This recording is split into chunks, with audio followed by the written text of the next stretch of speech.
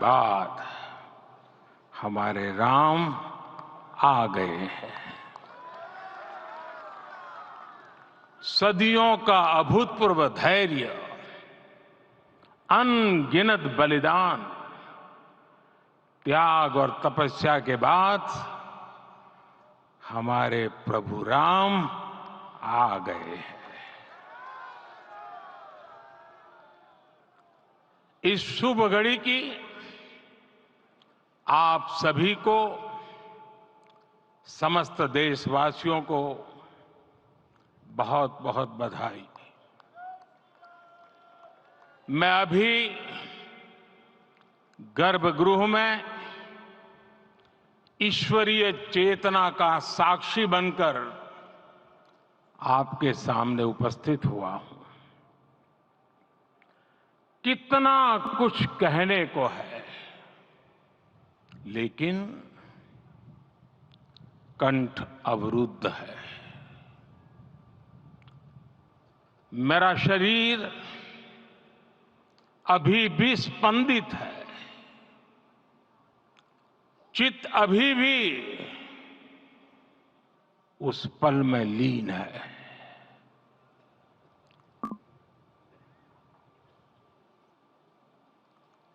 हमारे रामलला अब टेंट में नहीं रहेंगे।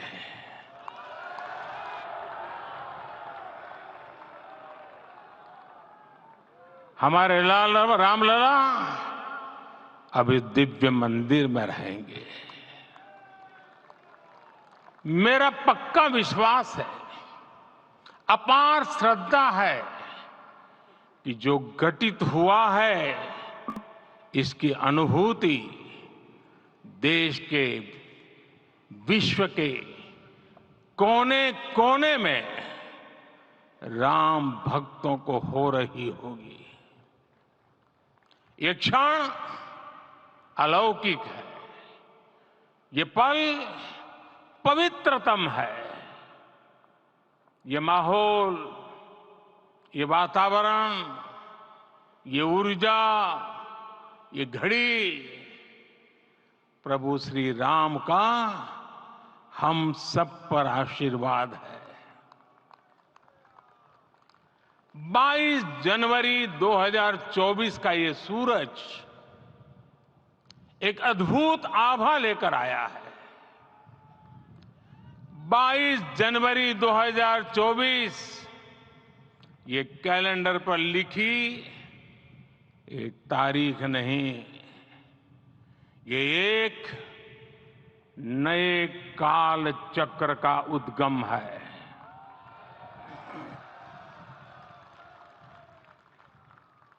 राम मंदिर के भूमि पूजन के बाद से प्रतिदिन पूरे देश में उमंग और उत्साह बढ़ता ही जा रहा था।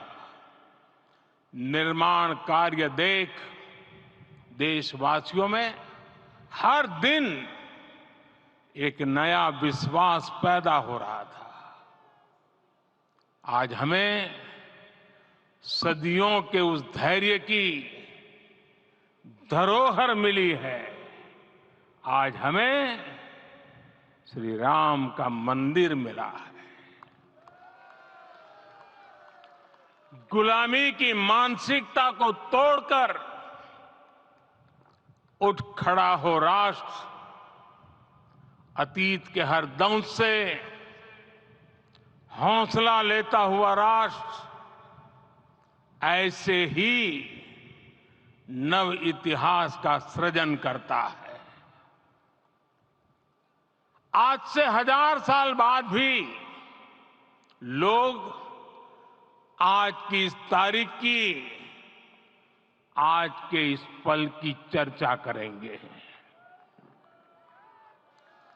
और ये कितनी बड़ी राम कृपा है कि हम सब इस पल को जी रहे हैं, इसे साक्षात घटित होते देख रहे हैं।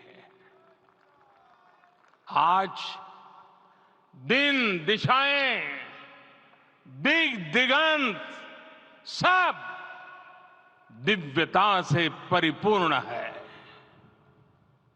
ये समय सामान्य समय नहीं है।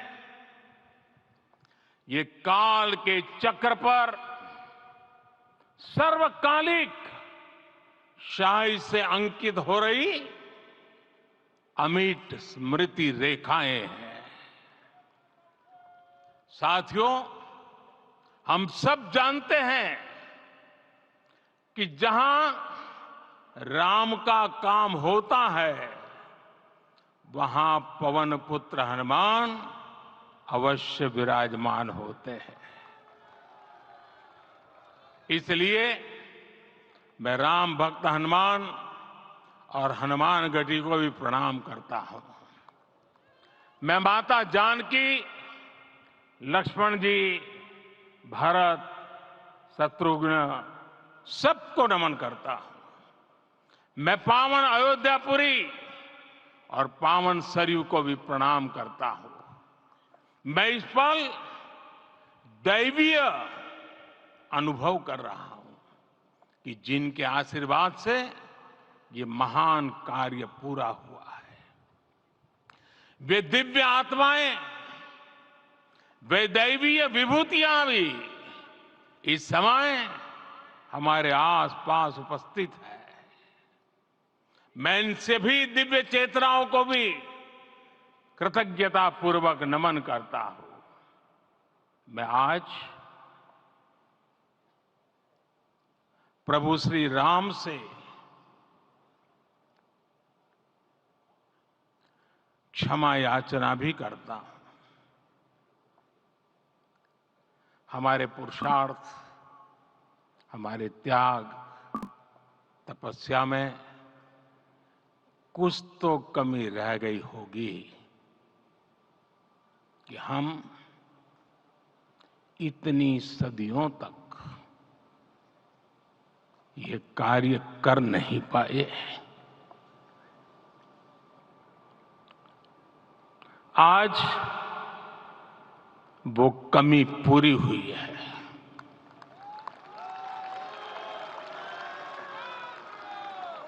मुझे विश्वास है प्रभु राम आज हमें अवश्य क्षमा करेंगे। मेरे प्यारे देशवासियों, त्रेता में राम आगमन पर पूज्य संत तुलसीदास जी ने लिखा है, प्रभु बिलो की हर से पुरबासी, जनित वियोग विपत्ति समनासी। अर्थात प्रभु का आगमन देकर ही सब अयोध्यावासी, समग्र देशवासी हर्ष से भर गए। लंबे वियोग से जो आपत्ति आई थी, उसका अंत हो गया। उस कालखंड में तो वो वियोग केवल 14 वर्षों का था। तब भी इतना असह्य था। इस युग में तो अयोध्या और देशवासियों ने सैकड़ों वर्षों का वियोग सहा है। हमारी कई कई पीढ़ियों ने वियोग सहा है। भारत के तो संविधान में उसकी पहली प्रति में भगवान राम विराजमान है। संविधान के अस्तित्व में आने के बाद भी दशकों तक प्रभु श्री राम के अस्तित्व को लेकर कानूनी लड़ाई चली। मैं आभार व्यक्त करूंगा भारत की न्यायपालिका का, जिसने न्याय की लाज रख ली।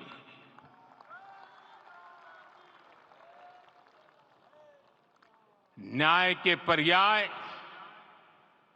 प्रभु राम का मंदिर भी न्यायबद्ध तरीके से ही बना।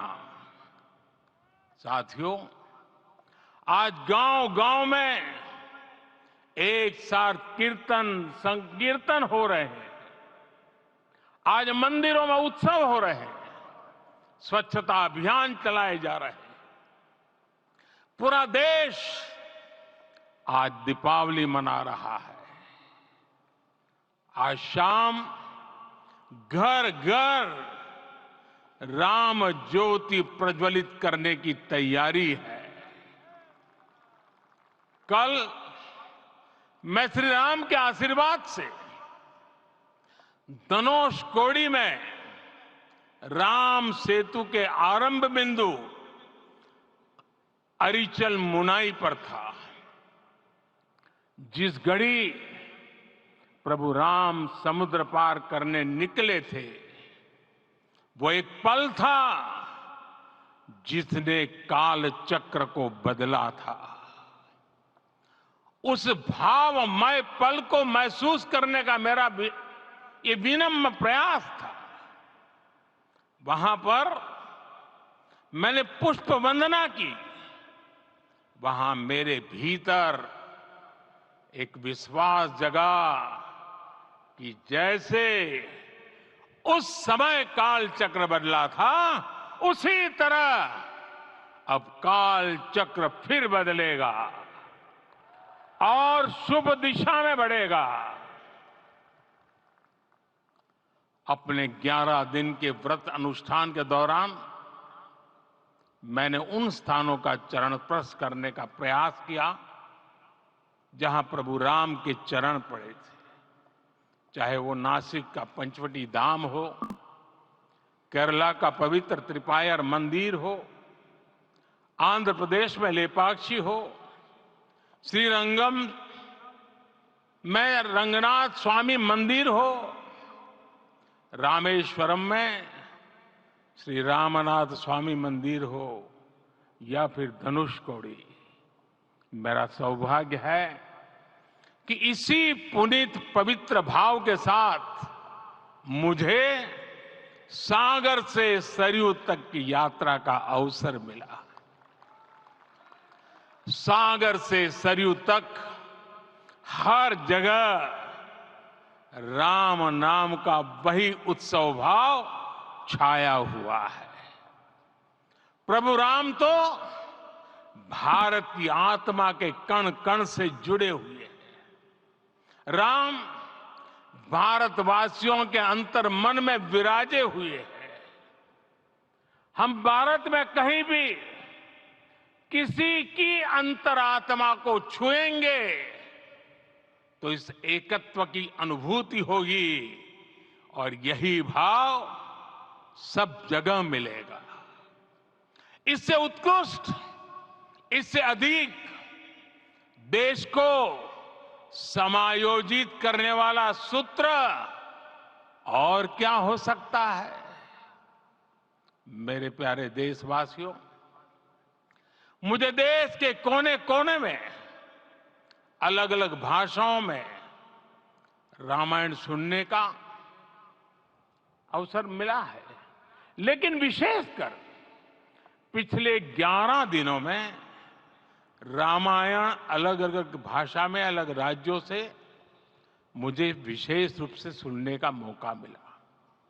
राम को परिभाषित करते हुए ऋषियों ने कहा है, रमन्ते यस्मिन् इति रामः, अर्थात जिसमें रम जाए वही राम है।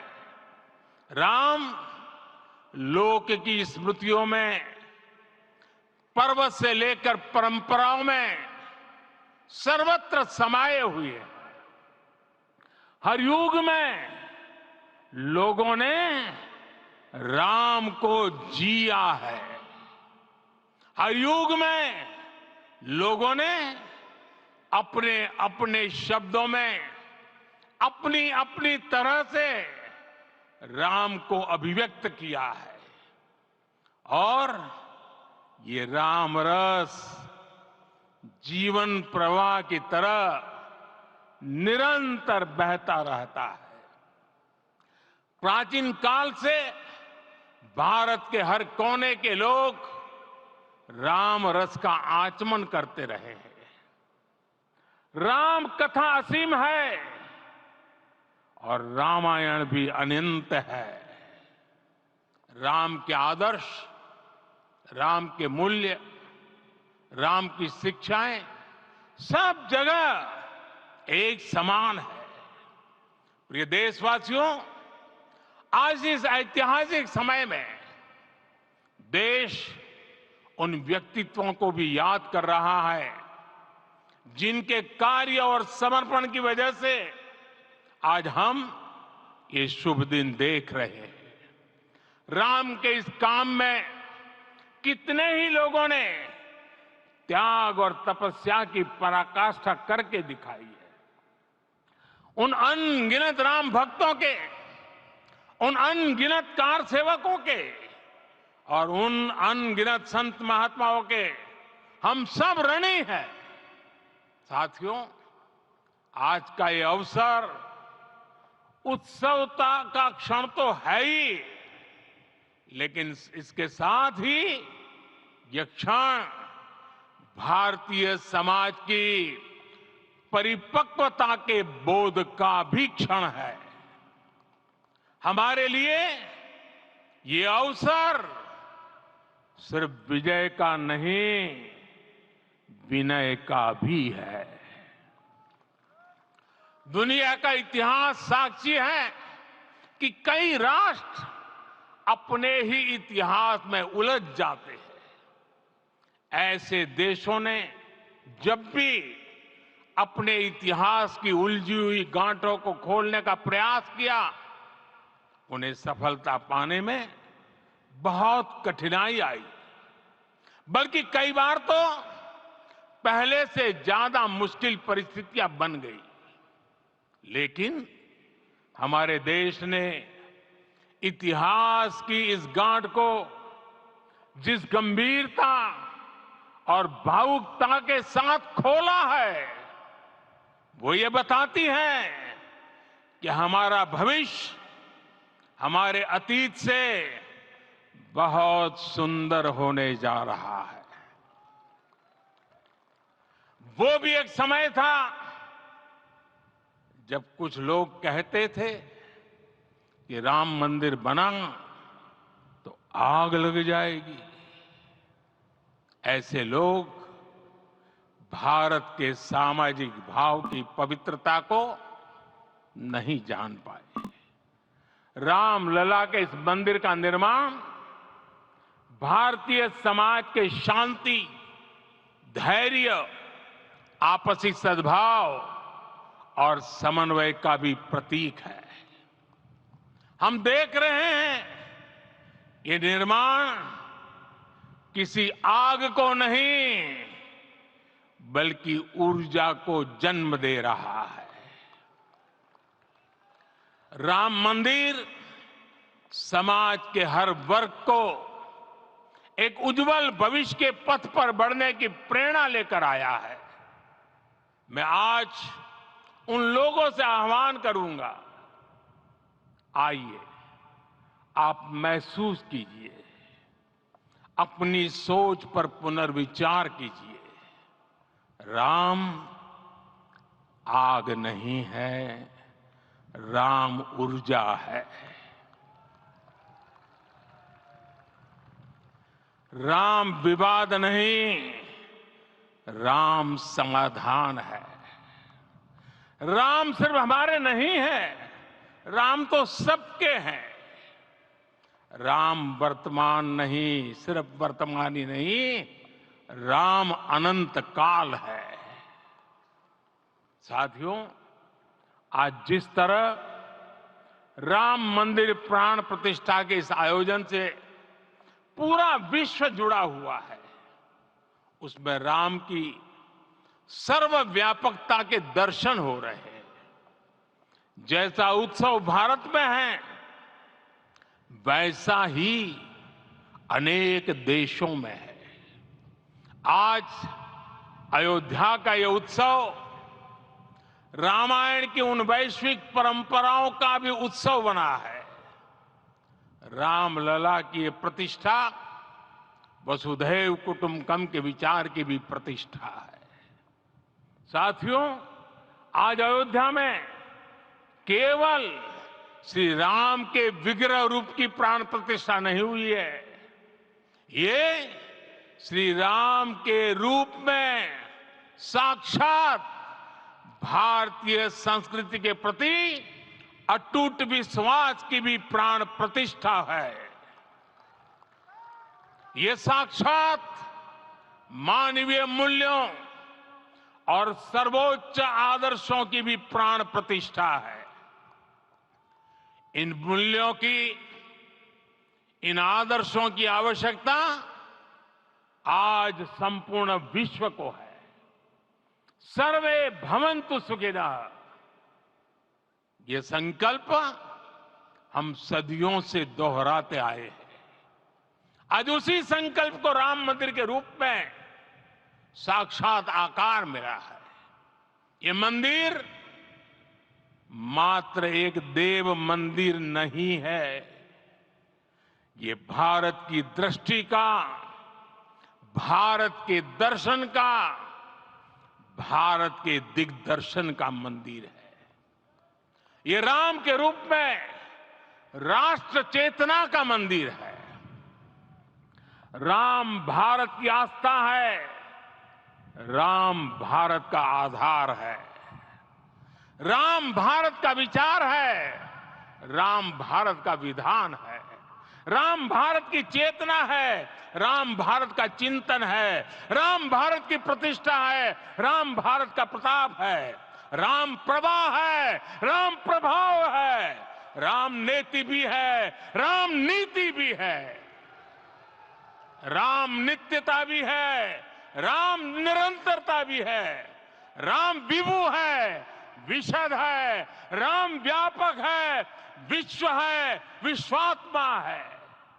और इसलिए जब राम की प्रतिष्ठा होती है तो उसका प्रभाव वर्षों या शताब्दियों तक ही नहीं होता, उसका प्रभाव हजारों वर्षों के लिए होता है। महर्षि वाल्मीकि ने कहा है, राज्यम 10 सहस्त्राणि प्राप्य वर्षाणि राघव, अर्थात राम 10,000 वर्षों के लिए राज्य पर प्रतिष्ठित हुए, यानी हजारों वर्षों के लिए राम राज्य स्थापित हुआ। जब त्रेता में राम आए थे तब हजारों वर्षों के लिए राम राज्य की स्थापना हुई थी। हजारों वर्षों तक राम विश्व पथ प्रदर्शन करते रहे थे। और इसलिए मेरे प्यारे देशवासियों, आज अयोध्या भूमि हम सभी से, प्रत्येक राम भक्त से, प्रत्येक भारतीय से कुछ सवाल कर रही है। श्री राम का भव्य मंदिर तो बन गया, अब आगे क्या? सदियों का इंतजार तो खत्म हो गया, अब आगे क्या? आज के इस अवसर पर जो दैवीय आत्माएं हमें आशीर्वाद देने के लिए उपस्थित हुई हैं, हमें देख रही हैं, उन्हें क्या हम ऐसे ही विदा करेंगे? नहीं, कदापि नहीं। आज मैं पूरे पवित्र मन से महसूस कर रहा हूं कि काल चक्र बदल रहा है। ये सुखद संयोग है कि हमारी पीढ़ी को एक कालजयी पथ के शिल्पकार के रूप में चुना गया है। 1000 वर्ष बाद की पीढ़ी राष्ट्र निर्माण के हमारे आज के कार्यों को याद करेगी। इसलिए मैं कहता हूं, यही समय है, सही समय है। हमें आज से इस पवित्र समय से अगले 1000 साल के भारत की नींव रखनी है। मंदिर निर्माण से आगे बढ़कर अब हमें सभी देशवासी यहीं इस पल से समर्थ, सक्षम, भव्य, दिव्य भारत के निर्माण की सौगंध लेते हैं।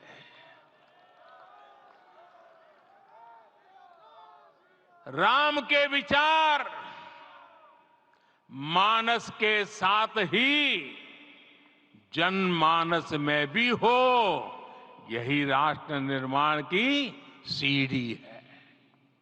साथियों, आज के युग की मांग है कि हमें अपने अंतःकरण को विस्तार देना होगा।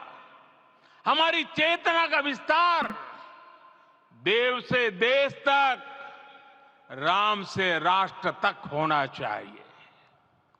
हनुमान जी की भक्ति, हनुमान जी की सेवा, हनुमान जी का समर्पण, ये ऐसे गुण हैं जिन्हें हमें बाहर नहीं खोजना पड़ता।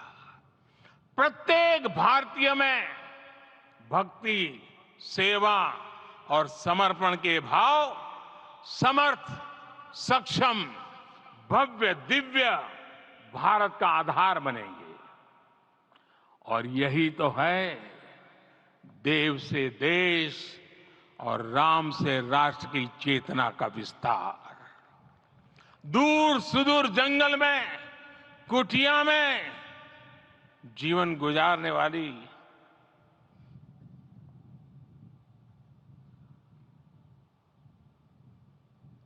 मेरी आदिवासी मां शबरी का ध्यान आते ही अप्रतिम विश्वास जागृत होता है। मां शबरी तो कब से कहती थी, राम आएंगे।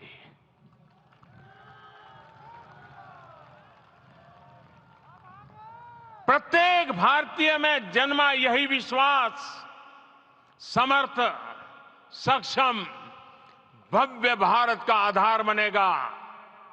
और यही तो है देव से देश और राम से राष्ट्र की चेतना का विस्तार। हम सब जानते हैं कि निषाद राज की मित्रता सभी बंधनों से परे है। निषाद राज का राम के प्रति सम्मोहन, प्रभु राम का निषाद राज के लिए अपनापन कितना मौलिक है। सब अपने हैं, सभी समान है। प्रत्येक भारतीय में अपनत्व की, बंधुत्व की ये भावना समर्थ, सक्षम, भव्य, दिव्य भारत का आधार बनेगी। और यही तो है देव से देश और राम से राष्ट्र की चेतना का विस्तार। साथियों, आज देश में निराशा के लिए रत्ती भर भी स्थान नहीं है। मैं तो बहुत सामान्य हूं, मैं तो बहुत छोटा हूं। अगर कोई ये सोचता है तो उसे गिलहरी के योगदान को याद करना चाहिए।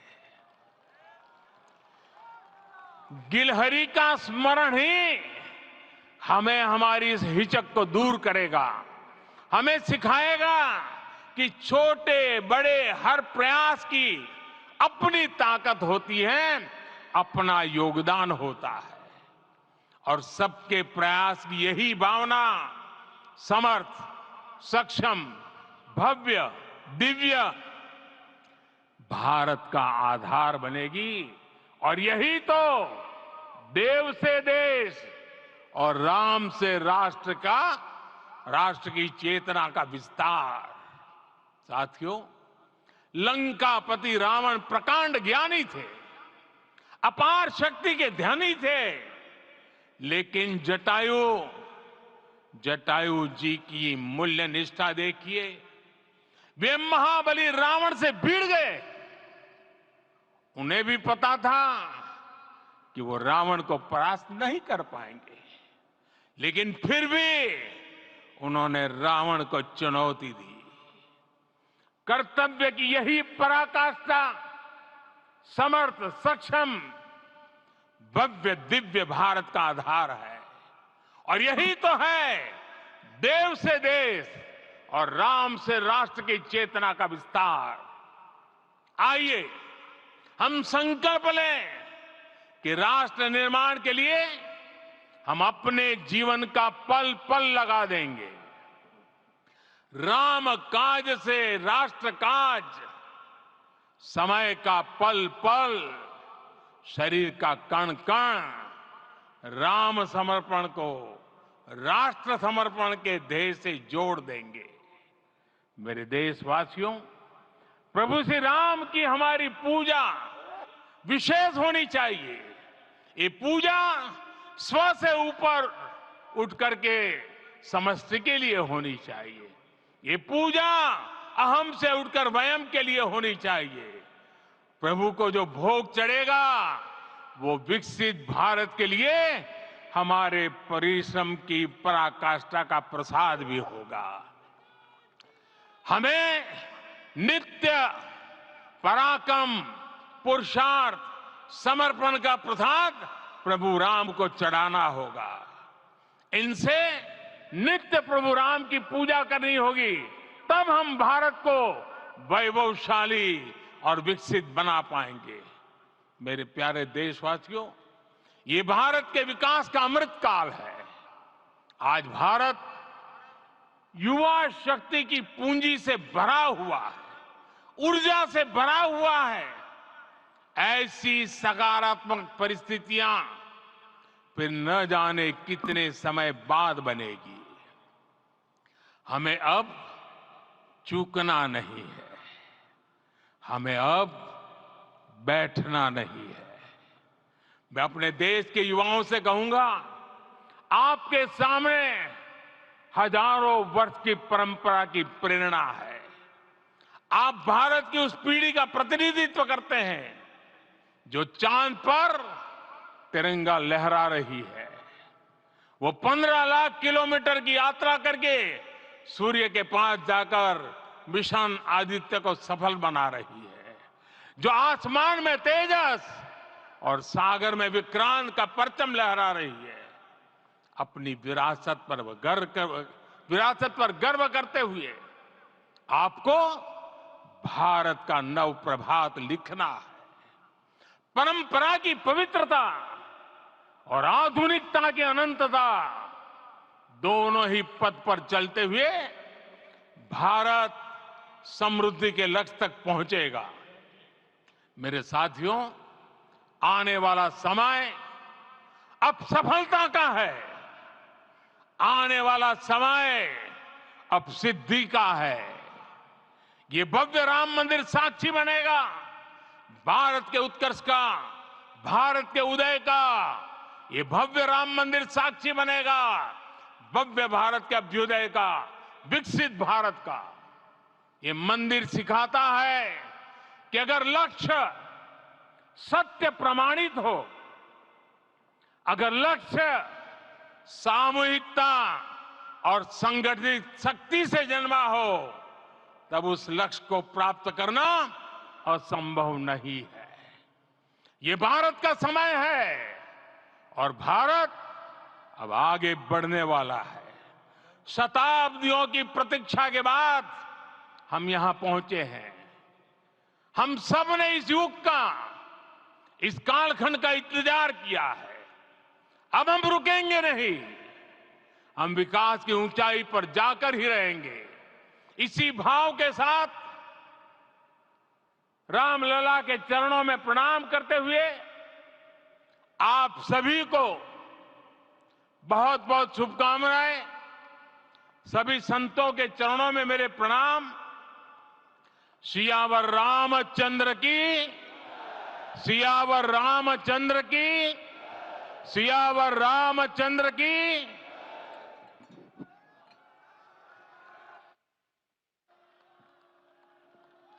मैं आपसे निवेदन करूंगा, अभी थोड़ा आसन ग्रहण करिए।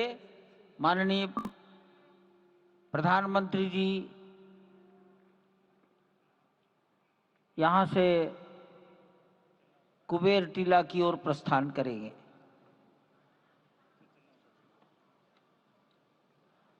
माननीय प्रधानमंत्री जी के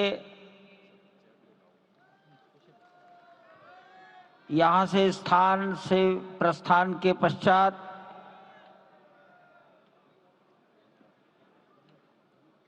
हमारे महंत नृत्य गोपाल दास जी के शिष्यगणों से निवेदन करूंगा, मंच पर आकर उनको नीचे की ओर ले जाए।